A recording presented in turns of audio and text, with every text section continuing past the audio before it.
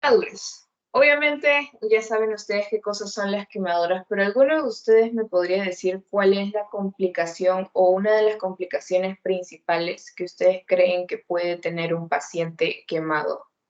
¿O qué cosas se les ocurre que puede tener un paciente quemado? ¿Una infección? ¿Sí? Muy bien.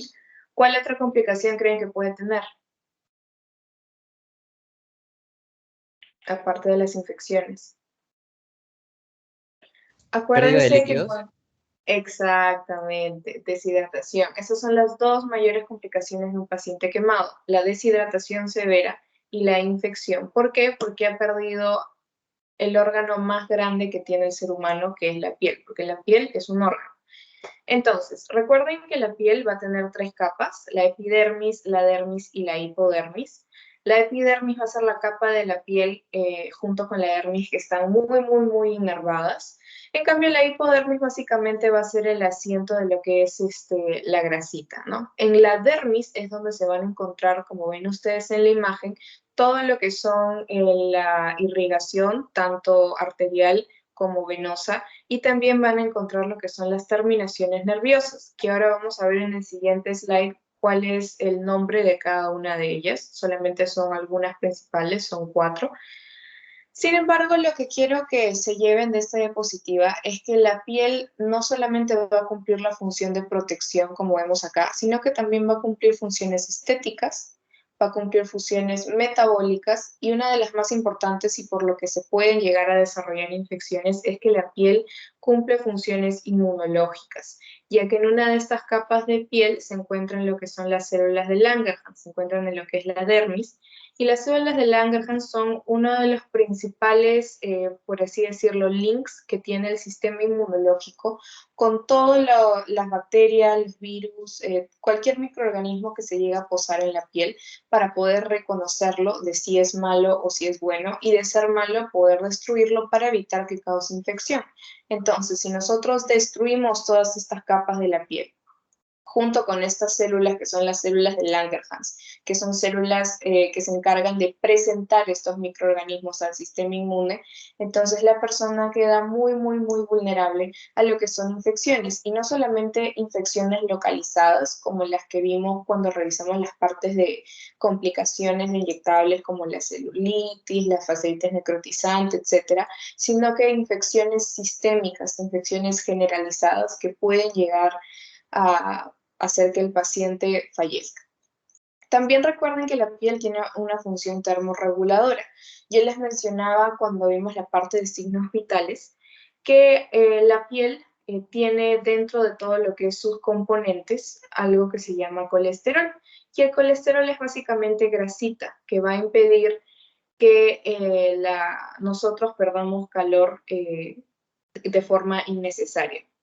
Entonces, si es que la piel está siendo dañada mediante una quemadura, obviamente vamos a empezar a perder líquidos, como bien lo mencionaron, ya que esta capa de colesterol no solamente se encarga de hacer que el calor permanezca dentro de nosotros, sino también de retener líquidos, de controlar lo que es la pérdida, lo que se llama pérdida insensible de agua, es decir, la pérdida de agua mediante el sudor, mediante las lágrimas, que se da día a día, sin embargo, se da en un ambiente controlado. ¿Por qué? Porque la piel se está encargando de que no perdamos más de lo necesario. Obviamente la percepción sensorial, ya les he mencionado que la dermis, que es la segunda capa de la piel, es una capa muy enervada sensitivamente, va a tener receptores para lo que es el calor, para lo que es el frío, para el tacto y para la vibración. Y eso es lo que vamos a ver ahora. Dentro de todos estos componentes de la piel, tenemos lo que son las terminaciones de Ruffini, que se van a encargar de lo que es de captar básicamente el calor. Las de Krauss, que se van a encargar de detectar lo que es el frío, que están acá. Las de Batter-Pacini, que se van a encargar de captar lo que es las vibraciones. Y las de Meissner, que se van a encargar de captar lo que es el tacto. Y por último tenemos las terminaciones libres, que van a ser las terminaciones que se van a encargar de captar los estímulos dolorosos. Entonces acuérdense que tenemos Ruffini, que es calor, Krauss, que es frío, Batter-Pacini, que es vibraciones, Meissner, que es tacto, y las terminaciones libres, que vienen a ser lo que es van a captar los estímulos dolorosos. Son 5. ¿Y por qué se las menciono? Porque cuando veamos los diferentes grados de quemaduras, ustedes van a ver que dependiendo de cuál es la capa de la piel que se está viendo afectada, van a ser los síntomas que va a presentar el paciente.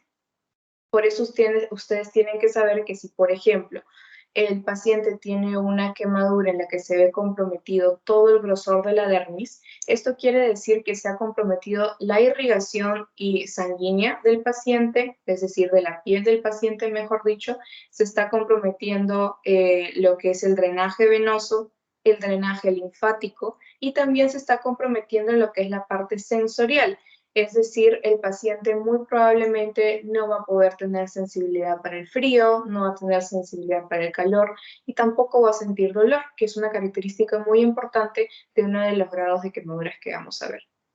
Otra cosa que también es fundamental que sepan o que ustedes todavía no hayan llevado lo que es embriología, es que durante el desarrollo intrauterino, todos los órganos y todos los tejidos de nuestro cuerpo van a derivar de diferentes capas.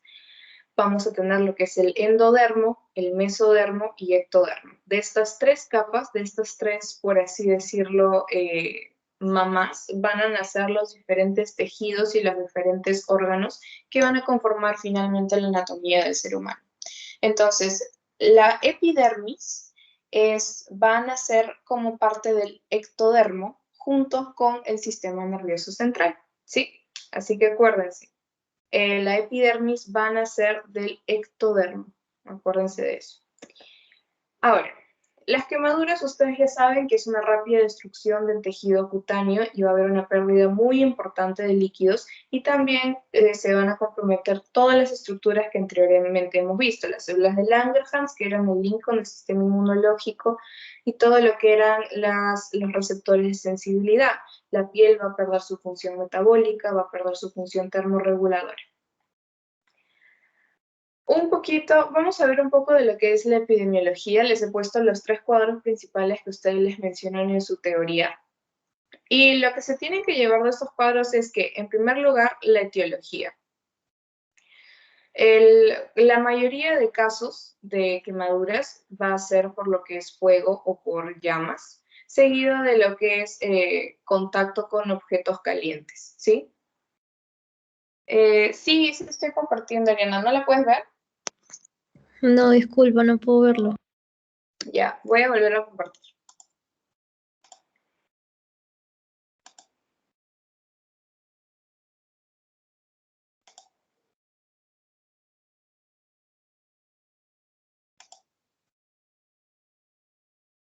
Ya, ahí se ve. Sí, sí se puede ver. Muchas gracias, Ali. Ya no te preocupes. Bueno, como estábamos diciendo, la parte de epidemiología, primero vamos a ver cuáles son las etiologías, cuáles son las causas de las quemaduras con mayor frecuencia. En primer lugar, tenemos lo que son las quemaduras por llama, pero también son muy comunes las quemaduras por lo que es escaldadura y por contacto con objetos calientes. En el caso de lo que es el lugar en donde ocurren, la mayoría de los casos va a ocurrir en lo que es el hogar. Y por último, la circunstancia en la cual se dio esta lesión, y la mayoría va a ser accidentes no relacionados con el trabajo. Entonces, estas 3 cosas, estos 3 primeros puestos de cada uno de ellos, yo sí se les aconsejaría que se los aprendan por si acaso les preguntan. Entonces, etiología la más común va a ser por fuego. El lugar de ocurrencia, el hogar, y la circunstancia van a ser accidentes no relacionados con el trabajo, ¿sí? En el caso de lo que es algunas otras características, nos mencionan que el grupo etario más común van a ser las personas entre 0 y 14 años en un 62%, seguidos por niños de 1 a 4 años en un 32%. Dentro de lo que es el agente causal, el más común, es decir, en el 70% de los casos va a ser líquidos calientes, y los factores de riesgo va a ser un bajo nivel socioeconómico, y el mecanismo de producción va a ser volcadura de líquido. Entonces, si ustedes se dan cuenta, hay una relación entre estas 4 características. ¿Por qué?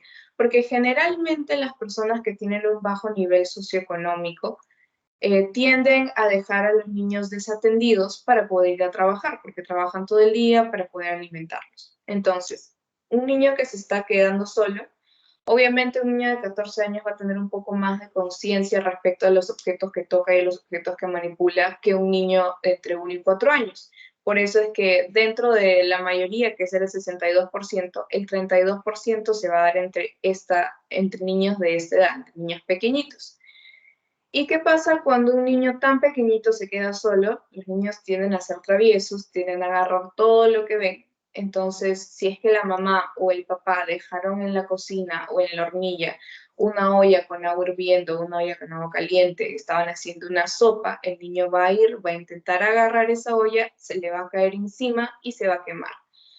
Ese es uno de los escenarios que ustedes van a encontrar con mucha frecuencia cuando atiendan a pacientes pediátricos en lo que es la unidad de quemados. Entonces, esto también es muy importante que lo recuerden. Ahora sí, esta es una de las partes un poquito que la que sí voy a necesitar que presten bastante atención y que si no entienden, por favor, me interrumpan, ya que aquí vamos a ver la fisiopatología de las quemaduras, o mejor dicho, vamos a ver cuáles son las alteraciones o las consecuencias de una quemadura en el cuerpo humano. Entonces, en primer lugar vamos a tener lo que es el aumento de la permeabilidad. Pero para nosotros poder entender lo que es el incremento de la permeabilidad, tenemos que saber o conocer el concepto de inflamación, ¿sí? La inflamación va a ser una respuesta de nuestro sistema inmunológico, de nuestro organismo, frente a cualquier daño, cualquier lesión, ya sea una infección bacteriana, una infección viral, una infección por hongos, ya sea porque nos raspamos la rodilla, nos fracturamos un brazo, etc. La inflamación va a ser una respuesta fisiológica. La inflamación no es una respuesta patológica o una respuesta anormal. La inflamación aguda, es decir, la inflamación que se da inmediatamente después de cualquier tipo de lesión al organismo, es algo completamente normal y es algo que se espera. Sin embargo, lo que sí es dañino es la inflamación crónica, ya que la inflamación crónica va a empezar a causar daños a nivel tisular, a nivel celular, que van a llevar a la larga a lo que son desbalances, ya sea sistémicos, metabólicos, etc. Entonces, ¿qué pasa cuando una persona, en este caso, una persona que ha sufrido una quemadura, y tiene lo que es una inflamación? La inflamación lo que va a hacer es, por así decirlo, despertar a todas las células que van a defender a nuestro organismo, es decir, a todas las células del sistema inmunológico, y las van a llevar al sitio en donde se ha producido la lesión. Por ejemplo, si ustedes se han quemado el brazo, va a empezar un proceso inflamatorio a nivel del brazo, una inflamación aguda que, como les digo, es una respuesta fisiológica, es una respuesta normal. Lo que hace esta inflamación es alertar a su sistema inmunológico de que en su brazo se ha producido una lesión y que, por lo tanto, necesitan la atención de todas las células que conforman el sistema inmunológico en esa zona para protegerla, ya que ha habido una solubilidad, ha habido una rotura de la barrera de la piel y por lo tanto esta área se encuentra comprometida, se encuentra vulnerable a infecciones e invasiones por microorganismos patógenos. ¿Y cómo nosotros nos aseguramos, o mejor dicho, cómo se asegura su sistema inmunológico de que todas las células que necesitan llegar a ese lugar de la quemadura en el brazo lleguen? Simple, lo que van a hacer es, por así decirlo, liberar el camino. ¿Cómo liberan el camino? Nuestras células del sistema inmune van a viajar a través de la sangre y cuando ya se encuentren cerca al sitio en donde tienen que estar, es decir, en este caso la quemadura que tenemos en el brazo, tienen que pasar a través de las células endoteliales del vaso, de las arterias, para poder pasar y llegar a lo que es la parte del tejido que se encuentra dañado. Entonces, para que esto suceda, para que las células del sistema inmunológico puedan pasar entre las células endoteliales que están así súper pegaditas, lo que va a hacer la inflamación o una de las consecuencias de esta inflamación aguda es que se van a secretar algunos mediadores que van a hacer que estas células endoteliales que estaban súper pegaditas y súper entrelazadas una con otra se separen, dejando espacios entre cada una para que estas células de nuestro sistema inmune puedan llegar a este sitio donde se ha producido la quemadura y puedan proteger esta zona que se encuentra vulnerable. Sin embargo, si ustedes abren una puerta, no pueden controlar qué cosa sale y qué cosa entra. Entonces, si bien esta puerta entre las células endoteliales se ha abierto para dejar pasar a lo que son las células del sistema inmunológico, también esto puede dar pie a que haya una extravasación de líquido, es decir, que de la parte vascular, es decir, que de la sangre no solamente salgan las células del sistema inmunológico, sino que también salga líquido a la parte de los tejidos, a lo que se conoce como el espacio intersticial. ¿Y qué pasa cuando sale líquido de la parte intravascular, es decir, de dentro de los vasos sanguíneos, a la parte intersticial, que quiere decir donde están los tejidos? Este líquido se va a empezar a acumular y acumular y acumular en la parte intersticial y esa zona se va a hinchar. Y esto es lo que nosotros vamos a conocer como edema. Es por esto que los pacientes quemados, ustedes los ven como personas que están súper hinchadas y cuando tocan estas partes que están hinchadas son duras, están tumefactas. Y esa es una de las características principales de lo que es un proceso inflamatorio en cualquier parte de nuestro cuerpo. Entonces, el primer cambio que va a ocurrir es el aumento de la permeabilidad debido a que hay una inflamación. Entonces, como hay inflamación, se incrementa la permeabilidad y si se incrementa la permeabilidad va a haber migración de líquido del espacio intravascular, es decir, de dentro de los vasos sanguíneos al espacio intersticial, que es decir, dentro de lo que son los tejidos y se va a formar algo que se conoce como edema. ¿Se entendió hasta ahí, chicos? ¿O tienen alguna pregunta? Chicos. Sí, se entendió. Todo claro. Ya. Perfecto. En segundo lugar, vamos a tener lo que son alteraciones hematológicas. ¿Esto qué quiere decir? Se van a alterar los perfiles dentro de lo que es el hemograma. Ustedes saben, o bueno, van a conocer que dentro de un hemograma nosotros vamos a evaluar principalmente lo que es el conteo total de eritrocitos, que lo normal es entre 4 a 6 millones. Vamos a ver lo que es el conteo de plaquetas o de trombocitos, que lo normal es entre 150.000 a 450.000. Y por último tenemos lo que es el conteo de leucocitos o también conocidos como glóbulos blancos, que lo normal va a ser entre 4.000 y 11.000. ¿Sí? Y dentro de estos leucocitos vamos a tener un montón de subtipos, pero generalmente a los que más se les presta atención van a ser a los neutrófilos, también conocidos como segmentados, que lo normal es que sean de un 40 a un 70%. Los eosinófilos, que tienen que estar menos de, bueno, lo normal es que estén menos de 5%, los basófilos, los monocitos, etc. Entonces, la elevación de cada uno de ellos nos daría la sospecha de que está sucediendo determinado curso, por así decirlo, patológico dentro del organismo. Por ejemplo, si ustedes encuentran los leucocitos elevados, esto les va a indicar un proceso inflamatorio, generalmente, que puede estar relacionado o no a una infección. Y es así como nosotros, mediante un hemograma, podríamos saber qué cosa puede estar mal con nuestro paciente. Entonces, en un paciente quemado, nosotros vamos a tener alteraciones hematológicas que se van a relacionar con el porcentaje de la superficie corporal que se encuentra quemada. Entonces, se dice que en un paciente que tiene el 20% de la superficie corporal quemada, se va a destruir el 15% de glóbulos rojos, ¿sí? En un paciente que ya tiene entre el 40 y el 50% de la superficie corporal quemada, estos glóbulos rojos se empiezan a destruir tanto que vamos a tener algo que se conoce como hemoglobinuria, que es la eliminación de hemoglobina a través de la orina, que no es algo normal, es algo completamente patológico. A medida que la superficie corporal quemada va incrementando, se van a alterar también lo que son las funciones hepáticas. Y una de los marcadores que nosotros tenemos para nosotros poder saber que las funciones hepáticas están siendo alteradas, están disminuyendo, por así decirlo, es el incremento de lo que es la bilirrubina total. Y aquí en pacientes quemados en los que ya hay un deterioro de esta función, vamos a encontrarla entre 5 y 10 miligramos por decilitro.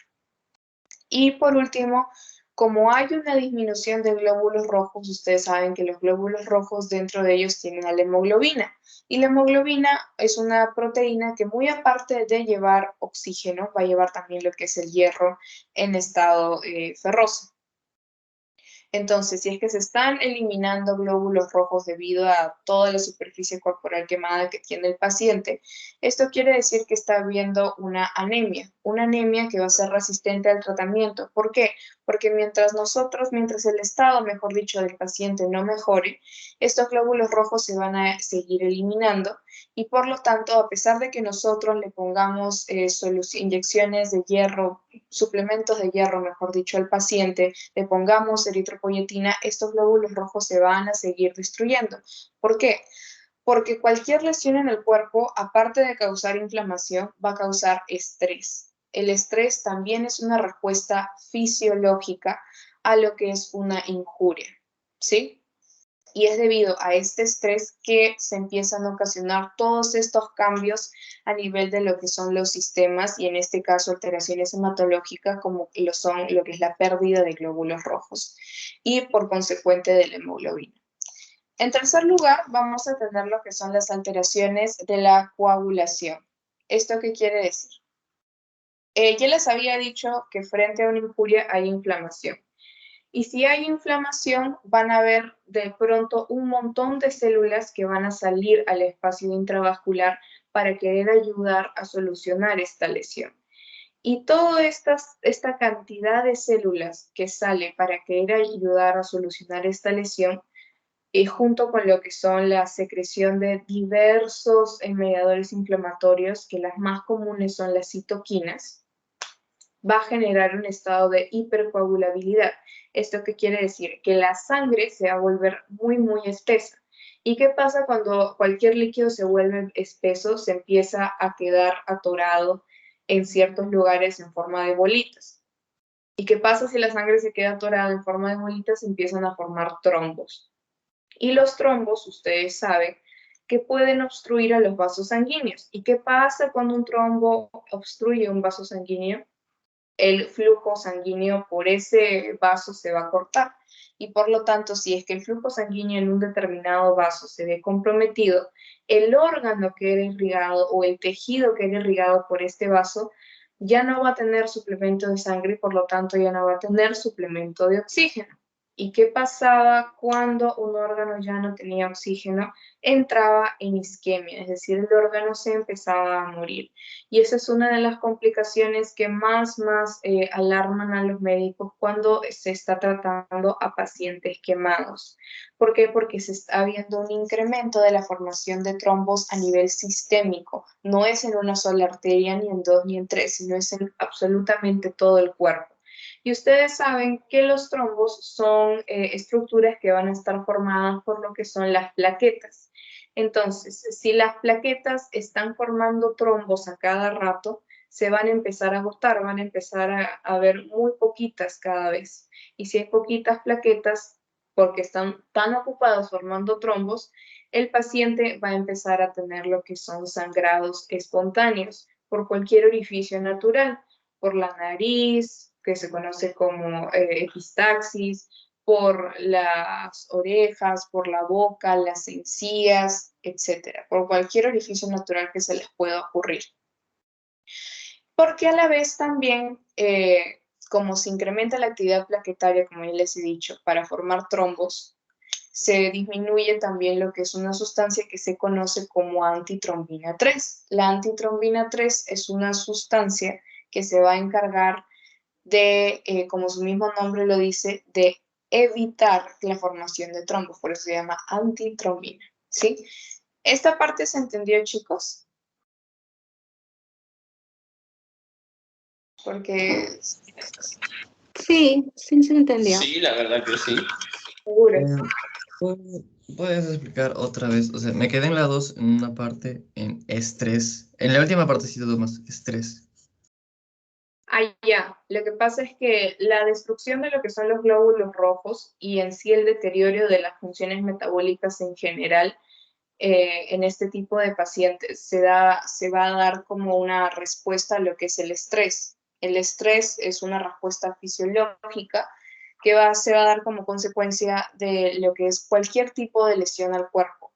Así te cortes el dedo con el papel o te pinches la mano y se haga un huequito chiquitito, tu cuerpo va a entrar en estrés porque van a soltarse millones de alarmas de que ha habido una disrupción de la barrera cutánea y que por lo tanto hay riesgo de infección. Entonces, si con un solo piquetito en la mano tu cuerpo entra en un estrés, entra y suenan todas las alarmas, imagínense qué cosa podría pasar si es que todo el 20%, el 40%, el 50% de la superficie cutánea se encuentra comprometida. El cuerpo ya se fríe, por así decirlo, y entra y ya se ponen locos. El sistema inmunológico se pone loco y todo empieza a trabajar tan rápido que se empiezan a agotar y se empiezan a morir células. Y por eso es que se da lo que es la destrucción de los glóbulos rojos. Y bueno, dentro de lo que era la alteración de la coagulación, ya saben, hay una disminución de lo que es la antitrombina 3 debido a la inflamación, al estrés. Y esto va a hacer que la actividad plaquetaria suba y las plaquetas empiecen a formar trombos. Pero como las plaquetas están tan ocupadas formando trombos, ya no van a estar para evitar que el cuerpo empiece a sangrar espontáneamente y eso es lo que va a empezar a ocurrir en este tipo de pacientes. Y por último tenemos las alteraciones cardiovasculares y las alteraciones renales. Si es que un paciente con quemaduras empieza a deshidratarse, esto quiere decir que va a empezar a perder volumen sanguíneo. ¿Por qué? Porque el volumen sanguíneo se mantiene con la ingesta constante de agua y con muchas otras cosas, pero si un paciente está perdiendo litros y litros y litros de líquidos debido a que ya no tiene una membrana cutánea que pare esto, entonces el paciente va a empezar a entrar en lo que es hipoperfusión. Y acuérdense que la hipoperfusión es una perfusión pobre, es decir, no llega suficiente sangre a los órganos y a los tejidos. ¿Y qué pasa cuando no llega suficiente sangre a los órganos y los tejidos? Entran en hipoxia, es decir, tienen insuficiente oxígeno, y si pasan mucho tiempo sin suficiente oxígeno, entran en isquemia, es decir, que se empiezan a morir debido a la falta de este oxígeno. ¿Sí? Y como hay lo que es una hipovolemia, el riñón es un órgano bastante sensible, es un órgano chiquitito, parece un frejol, es bastante sensible y con cualquier tipo de lesión, es decir, lo pellizcas, ya se pone a llorar y entra en insuficiencia renal. En este caso sería una insuficiencia renal aguda, que se va a manifestar con algo que se conoce como oliguria. ¿Alguno de ustedes sabe qué cosa es la oliguria? ¿O tiene alguna idea de qué cosa es la oliguria? ¿Alguna vez han escuchado qué cosa es? ¿No se les han mencionado? La oliguria va a ser uno de los principales signos de insuficiencia renal aguda y esto básicamente quiere decir que el paciente no está orinando lo suficiente, no hay una producción de orina suficiente. Está por debajo, si no me equivoco, de los 500 mililitros al día, que es muy poquito. ¿Sí? Y si es que esta insuficiencia renal aguda no es tratada con reposición de líquidos, entonces esta oliguria, que es muy poca orina, va a progresar a lo que es una anuria, que es básicamente que el paciente ya no va a orinar absolutamente nada o va a orinar muy poquito, que si no me equivoco va a haber una diuresis por debajo de 100 mililitros al día, ¿sí? Que como se dan cuenta es muy poquito, porque lo normal es alrededor de 1 litro, ¿sí? Y por último tenemos lo que son las infecciones, que como ustedes bien ya lo mencionaron, es una de las principales complicaciones, ya que estas infecciones van a ser a nivel sistémico y generalmente son infecciones que se van a dar en un ambiente intrahospitalario. ¿Esto qué quiere decir? Que se van a dar luego de que el paciente ya haya tenido una estadía hospitalaria de al menos 48 a 72 horas. Y como son pacientes que se les pone en la unidad de cuidados intensivos, ustedes tienen que saber que los patógenos que causan infecciones a nivel extrahospitalario o también se le dice a nivel de la comunidad son un poquito más inofensivos que aquellos patógenos, aquellas bacterias, mejor dicho, que van a causar infecciones a nivel intrahospitalario.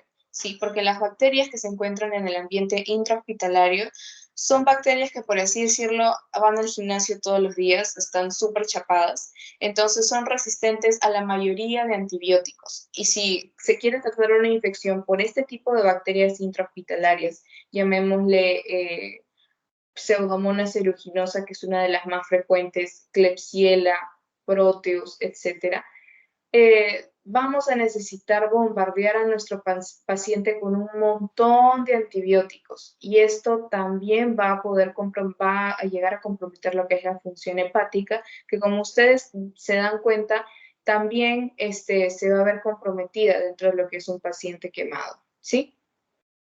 Otra cosa que me olvidaba mencionarles es que este incremento de la bilirrubina no solamente se va a dar por alteraciones de lo que es el procesamiento hepático, la función hepática, mejor dicho, sino que también se va a dar como respuesta a esta destrucción de glóbulos rojos, ¿sí? Así que cada vez que ustedes ven un paciente con una bilirrubina incrementada, no solamente piensen en patologías hepáticas o en alteraciones hepáticas, sino también piensen en alteraciones hematológicas. ¿Por qué? Porque una de las causas más comunes del incremento de bilirrubina va a ser la destrucción de glóbulos rojos, ¿sí? Ahora, vamos a ver lo que es la clasificación de las quemaduras según lo que es profundidad. Nosotros vamos a tener 3 grados, ¿sí? Acuérdense bien de eso. No son 4, no son 5. Algunos le ponen 4, algunos le ponen 5. No, son 3.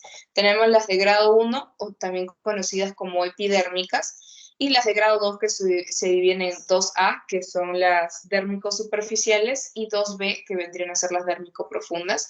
Y por último tenemos las de grado 3, que se conocen como subtérmicas o que básicamente van a comprometer lo que es la hipodermis. Y cada una de estas va a tener características clínicas diferentes y estas características clínicas son las que ustedes se tienen que aprender. Entonces, las de grado 1, que van a afectar solamente la epidermis en su totalidad, van a ser quemaduras, como ustedes pueden ver aquí, que son eritematosas, pero no va a haber formación de ampollas, ¿sí? O lo que se conoce como flictenas. Los flictenas y las ampollas son básicamente lo mismo, solamente que los flictenas son ampollas gigantes de aproximadamente más de 5 centímetros. Menos de eso la lesión se le va a describir como ampollas, ¿sí? Aquí no va a haber formación de este tipo de lesiones. Sin embargo, en este tipo de quemadura va a ser muy, muy, muy dolorosa en el paciente y se va a describir como hiperalgésica, ¿sí? Es decir, que tiene mucho, mucho dolor. La curación generalmente va a ser espontánea, entre 4 a 5 días, y no va a dejar secuelas y muy pocas veces deja cicatrices. Estas quemaduras de primer grado son las típicas quemaduras que ustedes se pueden hacer si es que sirviéndose un té les cayó agua caliente en la mano o cuando de repente estaban friendo pescado, carne y les saltó aceite, ese tipo de cosas. Esas son quemaduras de primer grado que se solucionan echándote agüita. No se echen pasta, por favor, eso no sirve. Es peor, pueden hacer que se produzcan infecciones terribles. Yo sé que algunas personas coloquialmente creen que es algo bueno, pero no se echen pasta. El único tratamiento, por así decirlo, en este tipo de lesiones es una irrigación. Obviamente, si van a un hospital, les van a irrigar con suero salino. Si están en su casa, con el agua es suficiente. Y simplemente para el dolor, tomar algún analgésico, puede ser paracetamol, puede ser ibuprofeno o algún aire, ¿no? Que puede ser lo que es el famoso Apronax, ¿no? O naproxeno sódico. Pero la característica fundamental de este tipo de quemadura es que va a ser solo la epidermis y va a ser muy, muy, muy dolorosa. Y la curación es espontánea. Ahora vamos a pasar a las quemaduras de segundo grado, que ya son un poco más severas. Y vamos a ver primero la dérmico superficial, también conocida como 2A. Entonces aquí se va a ver comprometida toda la epidermis más la parte superficial de la dermis, ¿sí? Aquí sí va a haber formación de flictenas o de ampollas de estas grandes. Va a ser cuando si es que estas ampollas se llegan a reventar, van a tener una superficie rojo brillante, van a ser lesiones muy exudativas, es decir, como lo que se dice que la lesión o que la herida está sudando, botan un montón de líquido. Sin embargo, va a haber conservación de lo que son los folículos pilosebáceos. ¿Por qué? Porque solamente se está afectando la dermis superficial. Este tipo de lesiones también van a ser bastante dolorosas todavía porque no se está comprometiendo la capa dérmica en su totalidad, solamente una parte. Entonces, si bien se están anulando algunas funciones nerviosas, todavía no se llegan a anular en su totalidad. Aquí la curación también puede llegar a ser espontánea, pero demora un poco más, hasta 2 semanas. Sin embargo, aquí ya hay un riesgo incrementado de lo que son infecciones cutáneas. Luego tenemos la dérmico profunda o 2B. Aquí ya hay destrucción de toda la epidermis y de toda la dermis. Aquí también va a haber formación de flictenas, de ampollas. Sin embargo, si es que esta ampolla se llega a reventar, la base, la superficie, ya no va a ser roja brillante, sino que va a ser como blanca, grisácea. Va a haber menos exudado y aquí ya no va a haber conservación de folículos pilosebáceos. ¿Por qué? Porque ya se ha comprometido la dermis en su totalidad. Y si se ha comprometido la dermis en su totalidad, se han comprometido todas, absolutamente todas las funciones, o mejor dicho, las terminaciones nerviosas.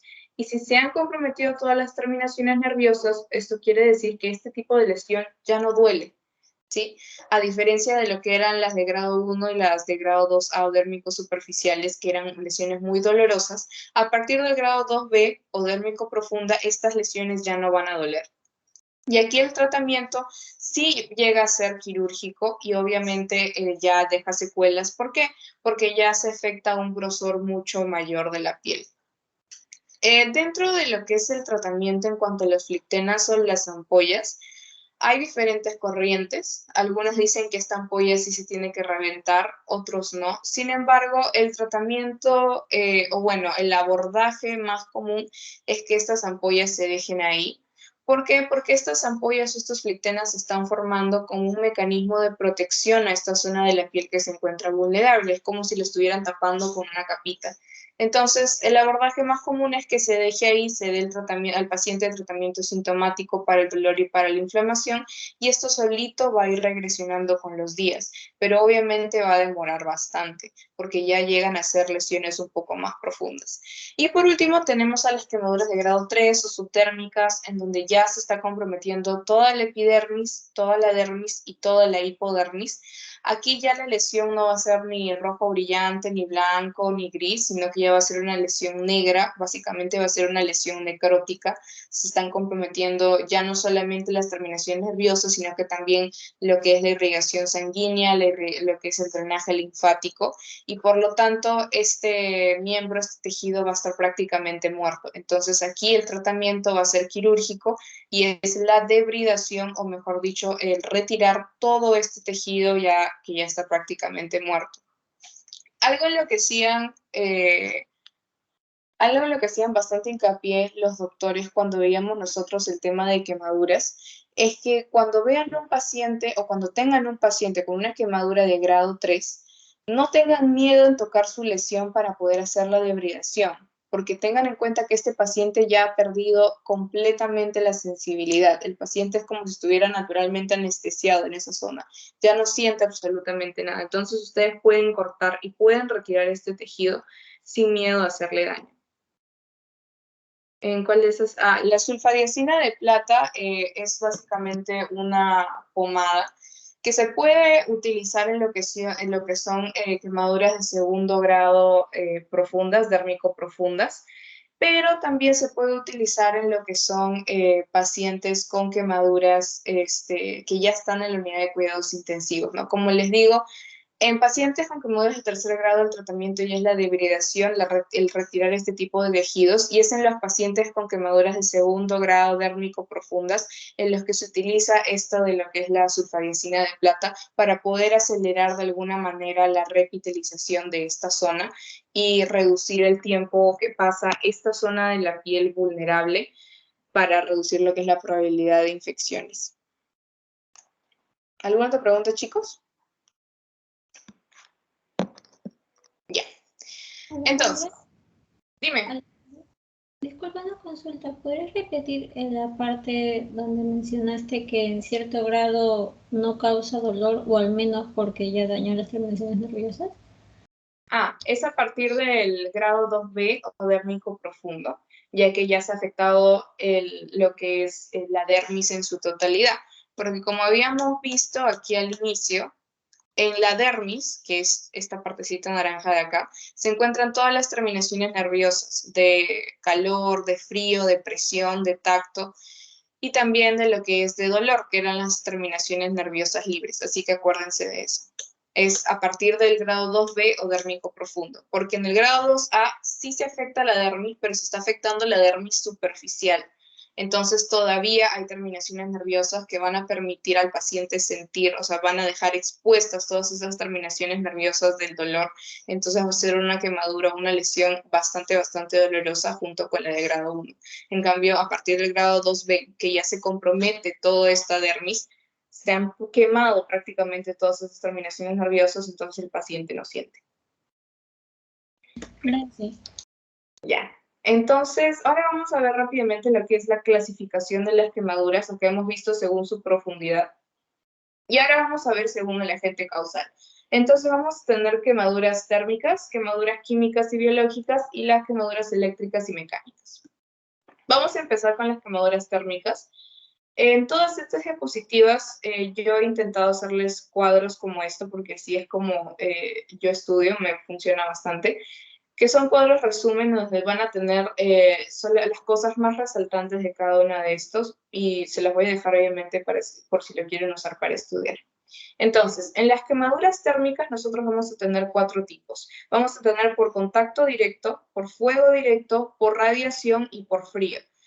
Sí, acuérdense siempre de esto. El frío es tan o más dañino que el calor. También puede llegar a causar quemaduras, también puede llegar a causar lesiones. Entonces, tenemos las quemaduras por contacto directo, que aquí básicamente va a ser por contacto con algún tipo de material, ya sea sólido, líquido, caliente. Como veíamos al inicio, uno de los más comunes en el 70% era el volcamiento de líquidos calientes. Entre ellos se encuentra el agua hervida, por ejemplo. Y las características de este tipo de lesiones es que van a ser extensas, porque el agua o el líquido, en el caso de que sea algo líquido, va a caer por todo el cuerpo, pero van a ser de poca profundidad. Y si son de poca profundidad, obviamente van a ser bastante dolorosas. En segundo lugar, tenemos aquellas lesiones térmicas por fuego directo, ya sea debido a un contacto directo con el fuego en sí o por inhalación de gases, es decir, monóxido de carbono, gases como el cianhídrico, aldehídos, fosgeno y también el material particulado que sale de los incendios. Y aquí las características de las lesiones es que van a tener una extensión variada dependiendo de dónde nos ha tocado el fuego, pero van a tener una mayor profundidad. Y aquí quiero resaltar bastante lo que es la inhalación de monóxido de carbono. ¿Por qué? Porque ustedes habrán visto que cuando los bomberos llegan junto con las ambulancias a algún incendio, a todas las personas que han estado dentro del lugar del incendio prácticamente las obligan a pasar algún tipo de examen físico de revisión médica por parte de las personas en las ambulancias. ¿Por qué? Porque cuando nosotros inhalamos el monóxido de carbono que se da como producto de estos incendios, este gas está muy caliente. Entonces, ¿qué pasa si nosotros estamos inhalando un gas caliente? Va a pasar por todo lo que son nuestras vías respiratorias y puede quemar lo que es la mucosa y el epitelio. Y una quemadura, acuérdense, no solamente va a generar ampollas, flictenas, exudados, sino que también va a sangrar. Entonces, ¿qué pasa si nosotros tenemos una lesión en la faringe, en la orofaringe, sangrante, que no está siendo atendida? Si es que es una lesión o es por una quemadura muy profunda, esto va a seguir sangrando sin que nadie se dé cuenta, como una hemorragia interna, y el paciente puede entrar en shock hipovolémico y puede fallecer y nunca nadie supo por qué. ¿Por qué? Porque no se le hizo una revisión adecuada. Entonces, cuando ustedes tengan o les llegue un paciente quemado, nunca se olviden de revisar las vías aéreas en búsqueda de lesiones o de quemaduras que podrían llegar a ser fatales para el paciente, ¿sí? En tercer lugar, tenemos lo que son las quemaduras térmicas por radiación. Estas van a ser debido a los rayos ultravioletas. Y aquí vamos a tener las quemaduras solares. El ejemplo más común es la insolación. Alguno de ustedes alguna vez ido a la playa, a la piscina, al club, a lo que quieran, no se puso bloqueador solar, estuvo horas al sol y después tenía toda la piel roja, inflamada, que no podían tolerar ni siquiera la ropa. Eso es un tipo de quemadura, en realidad es una quemadura de primer grado.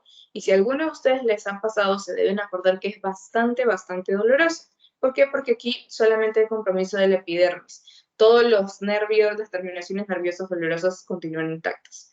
Por último, tenemos lo que son las producidas por frío. Aquí ya es, obviamente, como su mismo nombre lo dice, por exposición a bajas temperaturas. Y aquí básicamente se van a afectar las extremidades y las estructuras anatómicas más pequeñitas, en este caso los dedos de los pies, las puntas de los dedos de las manos, la punta de la nariz y también las orejas.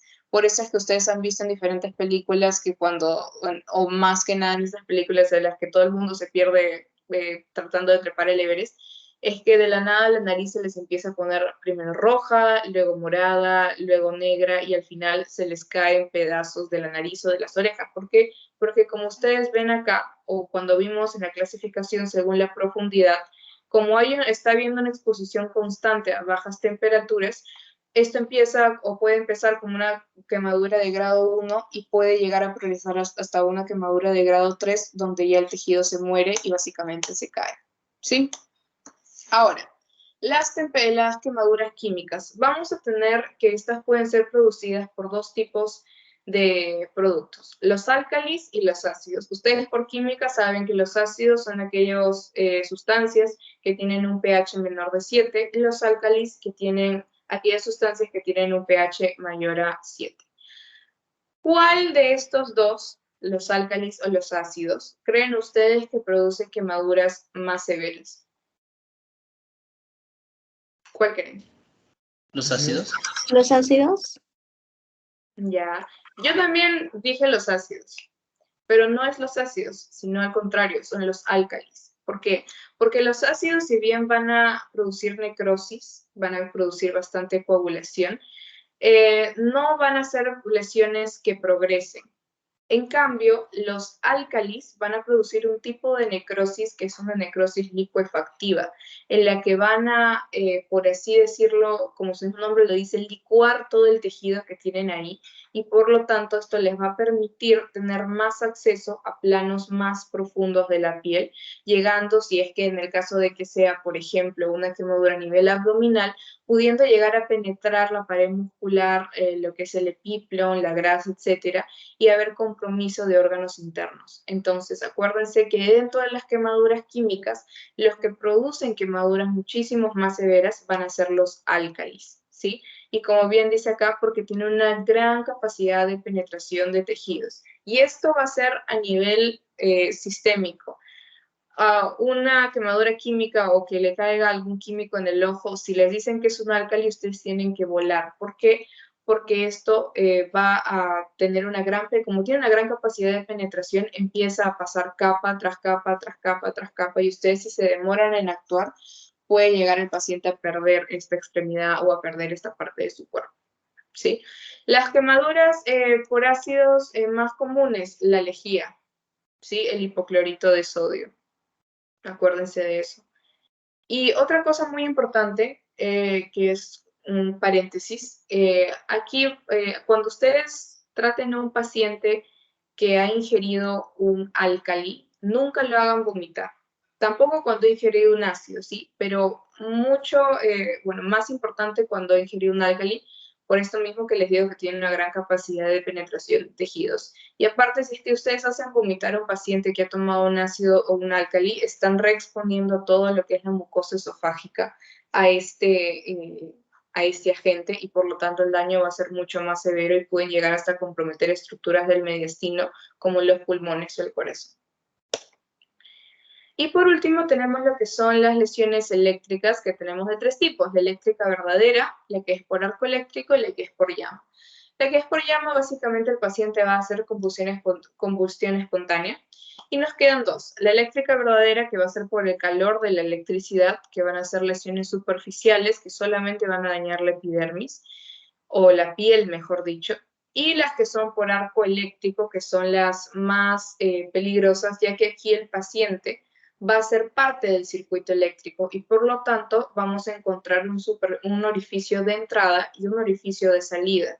Generalmente estos orificios de entrada y de salida son en las palmas de las manos, las plantas de los pies o lo que se conoce como intértrigos, ¿no? Las axilas o las ingles. ¿Y esto por qué son tan peligrosos? Porque la electricidad ha pasado a través del cuerpo y nosotros no sabemos qué órganos se encuentran comprometidos, qué órganos no, o si es que el paciente está teniendo algún tipo de hemorragia interna, ya que no lo podemos ver a simple vista. Lo único que observamos son las quemaduras de entrada y las quemaduras de salida, y por lo tanto, aquí el daño es bastante profundo.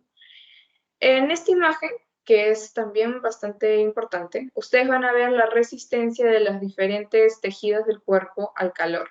Entonces, la mayor resistencia obviamente la van a tener los huesos, por eso ustedes cuando vayan a algún sitio donde creman personas, van a ver que lo último que queda siempre son los huesitos y es bastante difícil quemarlos.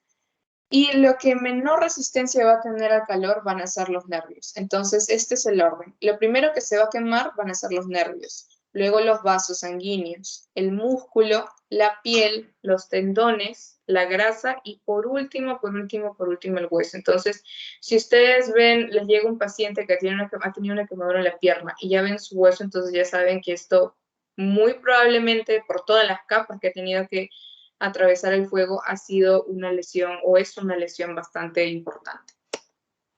Y por último tenemos las quemaduras biológicas que pueden ser de origen vegetal, que lo más común, o bueno, el ejemplo que les ponen ustedes es por la resina de una planta, si no me equivoco, que se llama Podophyllum, y animales, ¿no? Que puede ser por lo que son los arácnidos, peces, o lo más común aquí en el Perú es las medusas, ¿no? Que están en las playas, y con los tentáculos se meten las personas al mar y los queman, ¿sí? Y a ver, esta es una de las partes más importantes de la clase, que es el cálculo de la extensión, o mejor dicho, el cálculo de la superficie corporal quemada o comprometida. Y aquí tenemos la regla de los 9 de Wallace. ¿Esto qué quiere decir? Que aquí se le otorga un porcentaje a cada superficie del cuerpo, a cada zona del cuerpo, y cuando nosotros hagamos la evaluación del paciente quemado, vamos a ir sumando y vamos a ir contando. Entonces aquí, la cabeza y el cuello van a tener o van a sumar un total de 9%, por eso se llama la regla de las 9 de Wallace. La parte anterior un 4.5, si es que también está comprometida la parte posterior, otro 4.5. O sea, en total, toda la cabeza y todo el cuello, 9%. El tórax, 9%, el abdomen, 9%, cada uno de los brazos va a ser 4.5 y cada una de las piernas va a ser 9. Y obviamente la parte perineal va a ser 1%. Esta es lo que es la regla de las 9 de Wallace, así que acuérdense. Entonces, si está comprometida la cabeza y cuello, o sea, todo, 9%. El tronco anterior, es decir, tórax más abdomen, 18%. Tronco posterior, es decir, la parte de la espalda y la zona lumbar, otro 18%. Las extremidades superiores, cada una va a ser 9, va a ser, si están comprometidas las dos, 18%.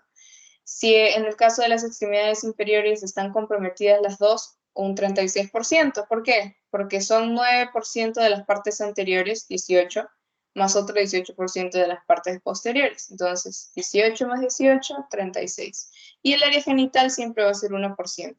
Entonces, estas cositas sí las llegan a tomar en los exámenes, entonces apréndanse. Como todos son 9, entonces es un poquito más fácil, pero por si acaso les he dejado acá como una descripción de cada una de ellas, ¿no? Si está en la cabeza, el cuello, etc. Y aquí veis otra clasificación según la extensión, pero aquí ya vemos por edad. Y si se dan cuenta, es recién a partir de los 15 años más o menos que se aplica esta regla de los 9 de Wallace, porque en pacientes menores, es decir, en pacientes pediátricos de 1, 2, 5 y 10 años, estos porcentajes van a variar. Esto si quieren se lo aprenden, si quieren no. Yo sí les diría que por si acaso, pero el más importante va a ser la regla de los 9 de Wallace, en lo que básicamente todo el cuerpo equivale al 9%, ¿sí? También existe lo que es otra regla, que es la regla del 1 de la palma de la mano, que básicamente aquí vamos a contar la extensión de la superficie corporal quemada, no evaluando, no tomando en cuenta lo que son las zonas anatómicas, sino que básicamente lo que nos dice es que la palma de nuestra mano equivale a 1%. Entonces, vamos poniendo nuestra palma por toda la extensión de la lesión del paciente y vamos sumando, ¿no? Pero la limitación de este tipo de técnicas es que solamente se puede utilizar en lesiones o en quemaduras, mejor dicho, poco extensas, porque si el paciente tiene el 60% de la superficie corporal quemada, no vamos a estar así, nos vamos a demorar 3 horas. Entonces ahí es que nosotros venimos a utilizar lo que es la regla de los 9 de Wallace, que como les menciono, se utiliza como tal con los 9 y con todos estos valores que ustedes ven acá a partir de los 15 años. Menor a eso se utilizan estos porcentajes. Y bueno, yo les había hablado de lo que era la injuria inhalatoria más o menos, que se puede dar por lo que es el monóxido de carbono. Generalmente la vamos a encontrar arriba de la glotis. Ustedes ya saben qué cosa es la glotis, la vimos la semana pasada en lo que era manejo prehospitalario.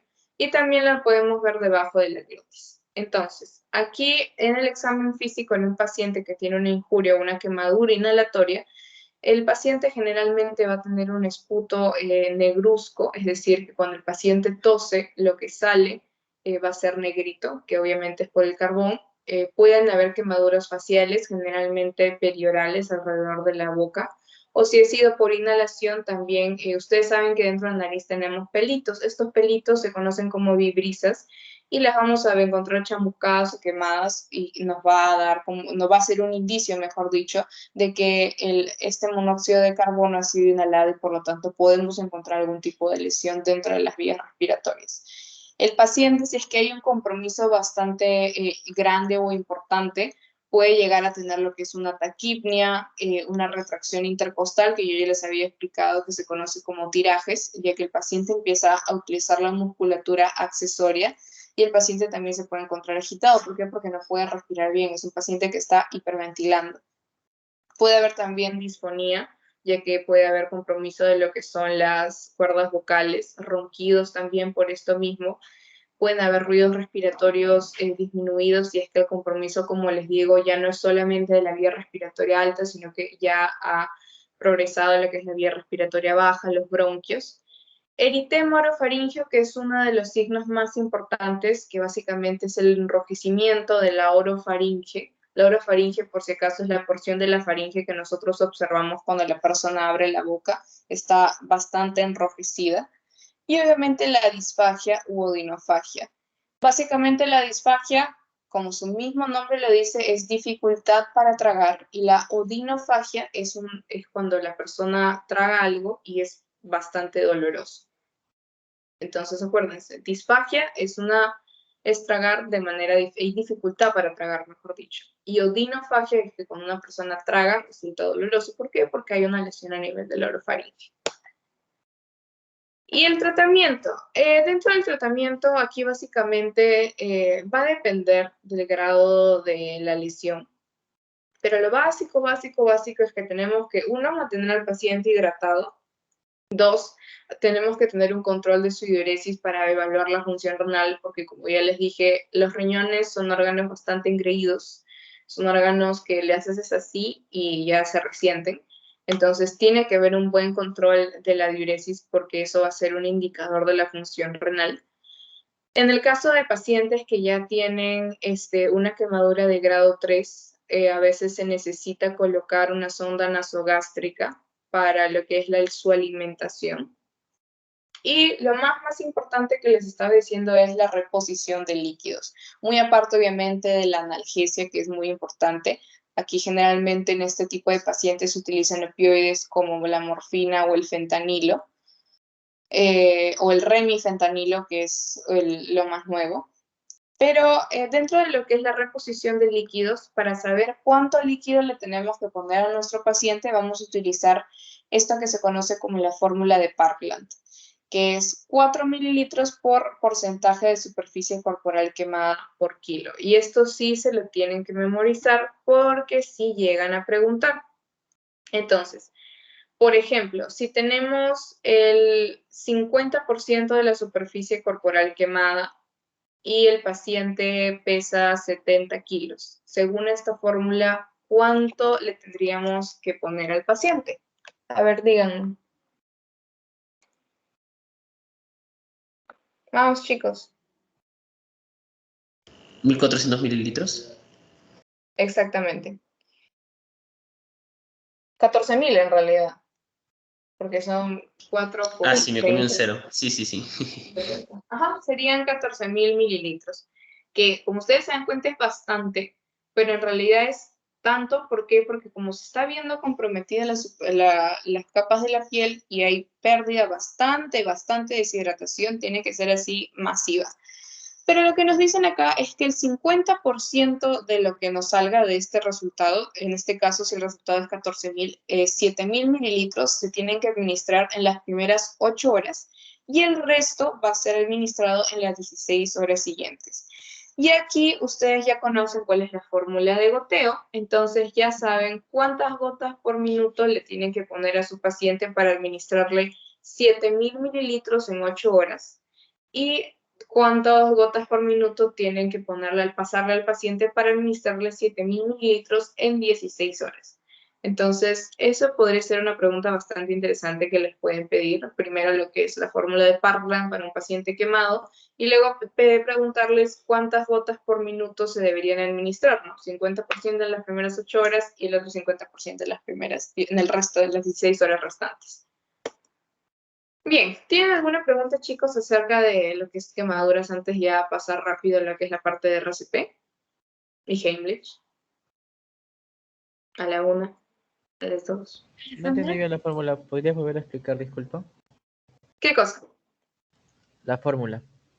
Ah, ya, es básicamente 4 mililitros por el porcentaje de superficie corporal quemada por el peso del paciente en kilos.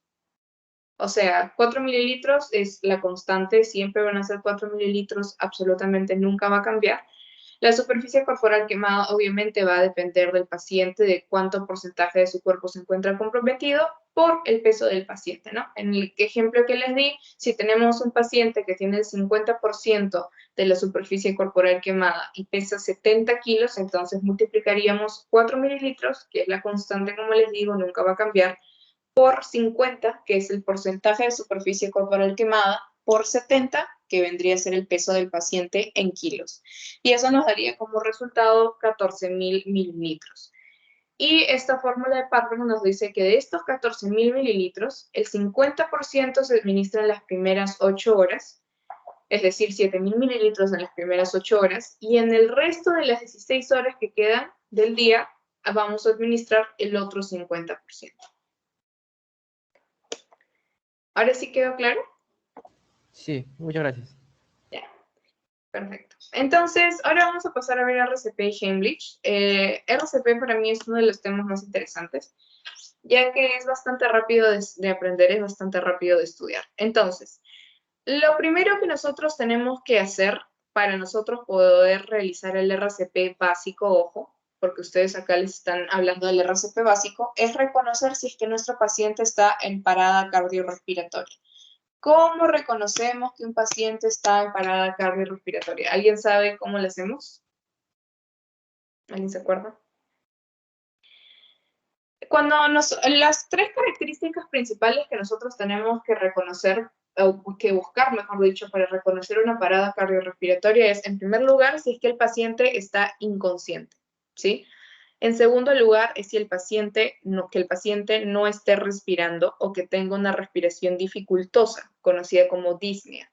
Y en tercer lugar, tenemos que buscar el pulso, y si luego de 10 segundos de buscar el pulso carotidio o femoral, generalmente se utiliza el carotidio, como siempre les he dicho, no lo encontramos, entonces se dice que nosotros podemos declarar una parada cardiorrespiratoria y que debemos iniciar las maniobras de reanimación cardiopulmonar en el paciente.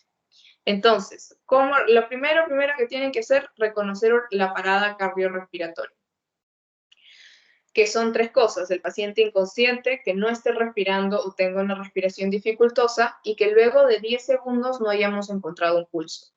Luego de eso es que nosotros empezamos con lo que son las compresiones torácicas. Pero antes de eso, todo lo que son las guías, sobre todo la guía de la AJA, que es la Asociación Americana del Corazón, han desarrollado lo que son las cadenas de supervivencia. ¿Y qué cosas son las cadenas de supervivencia? Son básicamente los pasos que nosotros debemos seguir para poder realizar lo que es la reanimación cardiopulmonar. Entonces, antes de nosotros llegar al paciente y podernos examinar para poder ver si es que este paciente realmente está en una parada cardiorrespiratoria, lo que nos dicen estas guías es que lo primerito, muchísimo antes de reconocer la parada cardiorrespiratoria que tenemos que hacer es asegurarnos que el ambiente en el que estamos sea seguro, tanto para la víctima como para nosotros. Entonces, ese es el primer paso. Acuérdense siempre, porque esto lo preguntan en los exámenes, cuál es el primer paso y todo el mundo responde iniciar las compresiones al toque, otros dicen evaluar el pulso, etcétera, etcétera, pero no. Lo primero que tenemos que hacer es asegurarnos, mejor dicho, de que el ambiente en el que estamos sea seguro, tanto para el paciente como para nosotros. Luego de eso, nosotros vamos a ponernos a reconocer la parada cardiorrespiratoria con estas 3 características que les he mencionado. El paciente inconsciente, que no tenga pulso luego de 10 segundos de haberlo buscado y que no esté respirando, tenga una respiración dificultosa. Y luego de haber reconocido esta parada cardiorrespiratoria, es que nosotros vamos a iniciar con esta cadena de supervivencia. Lo primero que tenemos que hacer, como bien lo menciona acá, es el reconocimiento, que ya lo hicimos, el paciente no está respirando, no tiene pulso, está inconsciente, y tenemos que activar el sistema de emergencias. ¿Esto qué quiere decir? Que lo podemos hacer nosotros o lo podemos gritar para pedir ayuda y que otra persona lo haga mientras nosotros pasamos al siguiente paso dentro de lo que es la cadena de supervivencia, que vendría a ser el realizar las compresiones torácicas. Entonces, las compresiones torácicas van a tener características que las vamos a ver ahora, pero en primer lugar tenemos la frecuencia. Nosotros vamos a realizar 5 ciclos de 30 compresiones y 2 respiraciones, 2 ventilaciones, mejor dicho. Es decir, vamos a realizar 30 compresiones al paciente, tenemos que estar contando. Terminadas estas 30 compresiones, vamos a realizar lo que es la permeabilización de la vía aérea, ya sea con la maniobra frente-mentón o de tracción mandibular, y vamos a soplar en la boca del paciente, por así decirlo. Lo que hacemos es, pinchamos su nariz, le tapamos la nariz, elevamos el mentón, y volteamos nuestra cabeza y viendo el abdomen del paciente para asegurarnos de que su abdomen y el tórax se elevan, vamos a insuflar aire de boca a boca 2 veces. Estas ventilaciones o esta insuflación de aire, mejor dicho, no puede durar más de 1 segundo. Es solamente un ratito, no es que se queden ahí mil años, no, es 1 solo segundo, por eso es 1 solo segundo. Y luego continuamos con las, otra vez, 30 compresiones, 2 ventilaciones, y vamos a realizar 5 ciclos de eso. Algo muy importante es que nosotros tenemos que realizar aproximadamente de 100 a 120 compresiones por minuto con esta técnica, y tenemos que tener en cuenta la profundidad de nuestras compresiones. La profundidad mínima que nosotros debemos tener es de 5 centímetros y máxima de 6 centímetros. Si nosotros comprimimos más allá de 6 centímetros, corremos el riesgo de tener fracturas costales. Obviamente esta profundidad de 5 centímetros es básicamente en adultos o mejor dicho, en niños a partir de los 8 años. Ya que en lo que son lactantes e infantes, que son generalmente personas menores de 8 años, o personas que aún no han entrado en la pubertad, la profundidad no va a ser de 5 centímetros, sino que va a ser 1/3 del diámetro anteroposterior del tórax del paciente. ¿Cómo que diámetro anteroposterior? Es decir, la longitud o la distancia que hay entre las vértebras, entre los cuerpos vertebrales y el esternón. La tercera parte de eso es la profundidad que nosotros debemos utilizar para las compresiones, ¿sí? Otra cosa que tienen que tener en cuenta es que cuando ustedes realicen las compresiones tienen que asegurarse de que el tórax se pueda reexpandir, es decir, que no van a estar con las compresiones, no. Tienen que comprimir y ver o asegurarse de que el tórax regrese a su sitio antes de realizar la siguiente compresión. Y por último, estas compresiones tienen que ser ininterrumpidas. Las únicas veces en las que ustedes van a interrumpir las compresiones es para cambiar de reanimador, es decir, ya no reanimo yo porque ya me cansé, sino que reanima mi compañero, o cuando se le va a colocar ya sea una vía intravenosa al paciente, una vía periférica para administrar medicamentos, o cuando se va a realizar lo que es una intubación orotraqueal, o que se conoce también como una vía avanzada al paciente. Y por último, la última excepción para lo que es el parar las compresiones torácicas es cuando llega el DEA o el desfibrilador externo automático y desfibrila al paciente, es decir, pasa electricidad. Ahí sí nadie puede tocar al paciente. Entonces, son en esas 4 situaciones: cambiar de reanimador, cuando llega el DEA y ya va a realizar la descarga, cuando vamos a intubar al paciente y cuando vamos a colocar una vía, que nosotros podemos parar las compresiones torácicas. Sin embargo, esta pausa en las compresiones no puede ser mayor a 10 segundos, ¿sí? Luego de que nosotros hemos realizado la reanimación cardiopulmonar, tenemos que asegurarnos de que llegue el DEA, que es el desfibrilador externo automático. ¿Por qué? Porque este RCP no va a revertir la parada cardiorrespiratoria. El objetivo del RCP es básicamente mantener la circulación sanguínea a nivel sistémico y mantener la ventilación, es decir, mantener vivo al paciente el suficiente tiempo como para que llegue este desfibrilador y revierta esta parada cardiorrespiratoria. Nosotros no vamos a revertir la parada con el RCP, simplemente aquí estamos intentando mantener a la víctima viva. Otro dato bastante importante es que idealmente el DEA debería llegar antes de los 5 minutos, antes de los 5 minutos luego de ocurrida la parada cardiorrespiratoria. ¿Por qué? Porque con cada minuto que pasa sin desfibrilar al paciente, las probabilidades de que sobreviva disminuyen entre un 7 a 10%. Y este dato también es importante porque le preguntaron en un examen del ciclo pasado, si no me equivoco. Con cada minuto que pasa, si el paciente sin ser desfibrilado, disminuyen sus probabilidades de vida en un 7 a 10%. Y lo siguiente en la cadena o el siguiente paso es que el paciente sea trasladado y reciba lo que son el RCP ya avanzado, que vendría a ser el uso del desfibrilador externo automático, administración de adrenalina, administración de antiarrítmicos como la miodarona o la lidocaína. Y por último tenemos lo que es el soporte vital avanzado, y el paciente se encuentra en hospitalización y se van a tratar las causas subyacentes a esta parada cardiorrespiratoria.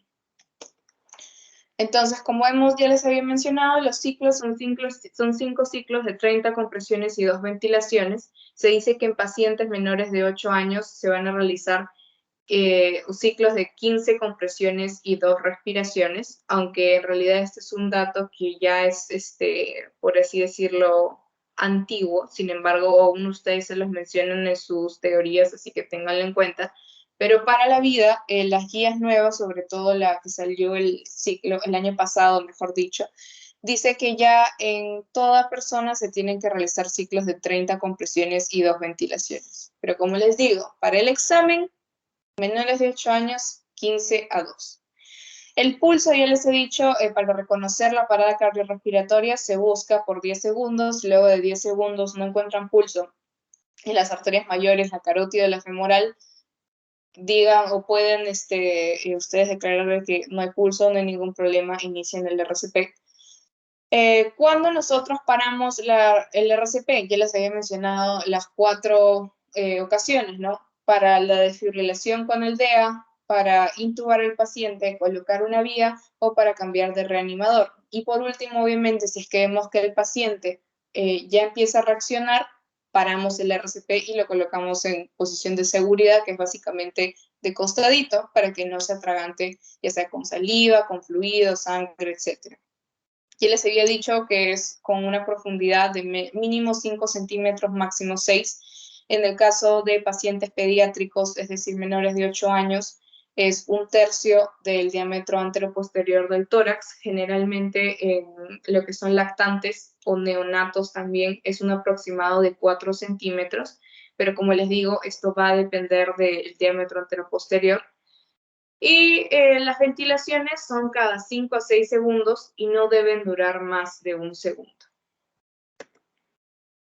Ahora, ¿hasta aquí tienen alguna pregunta, chicos? Ya para terminar con esta parte de cuáles son los ritmos que va a identificar el DEA. ¿Sí? ¿No? Ya, Una, Dime. una pregunta, estábamos hoy en la noche, también con PBM antes de iniciar, el profesor también dijo que cuando son dos reanimadores, también tiene otros valores que son 110 compresiones por minuto, ¿eso es cierto?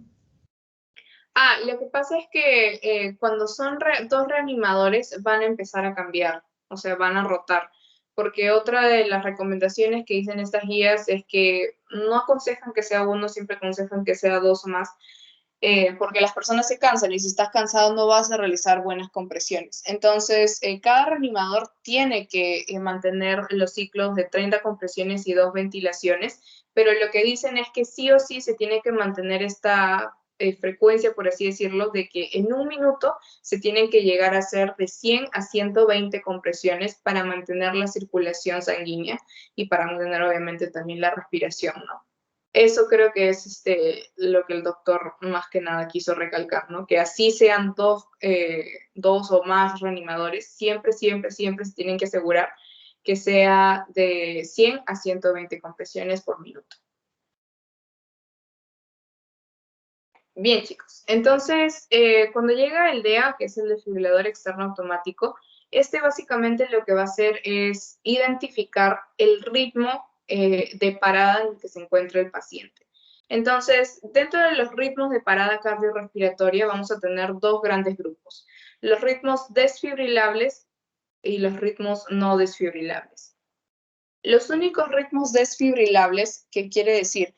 Que son los únicos dos tipos de ritmos que cuando nosotros le demos el choque eléctrico al paciente con el desfibrilador van a revertir y el paciente va a reaccionar bien, son la taquicardia ventricular y la fibrilación ventricular, que lo ven aquí, ¿sí?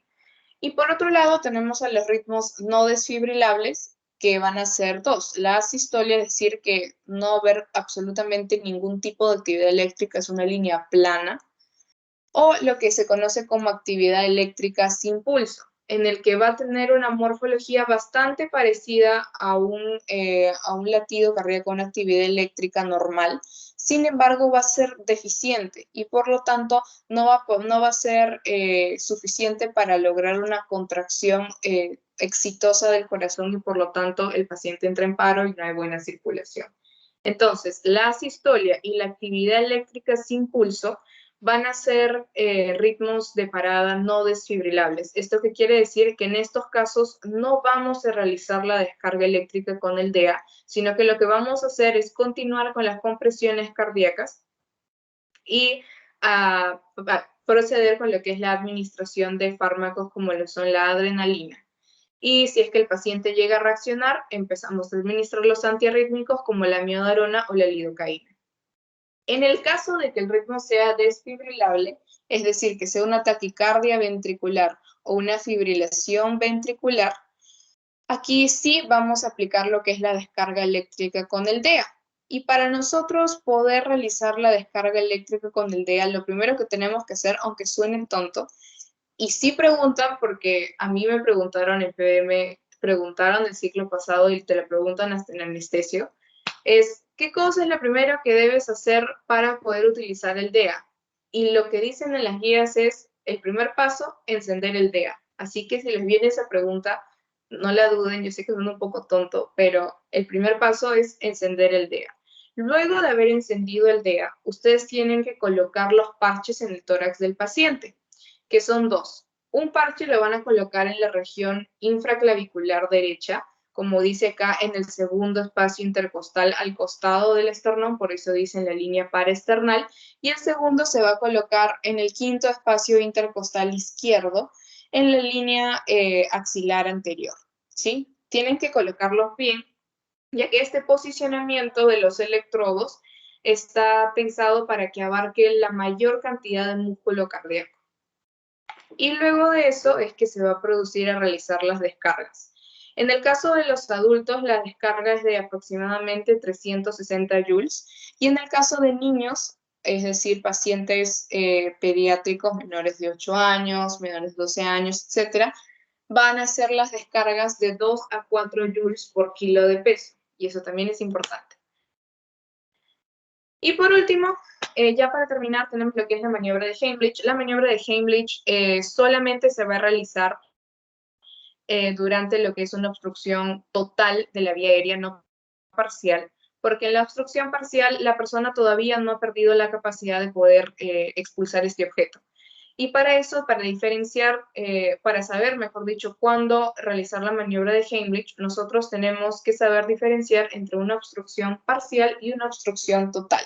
Entonces, en la obstrucción parcial, aquí el paciente todavía va a poder toser, es una tos fuerte, pero van a haber sonidos respiratorios poco usuales. Yo ya les había hablado de los ronquidos, los estridores, etc.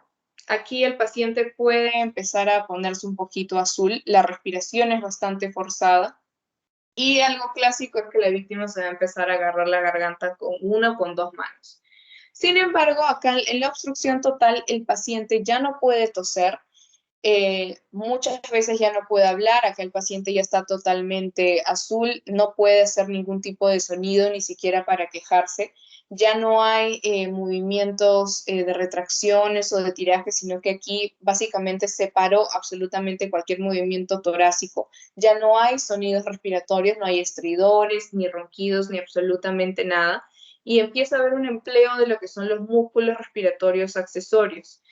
Y el paciente obviamente se empieza a poner bastante ansioso, bastante inquieto y muchas veces llega esto a la inconsciencia.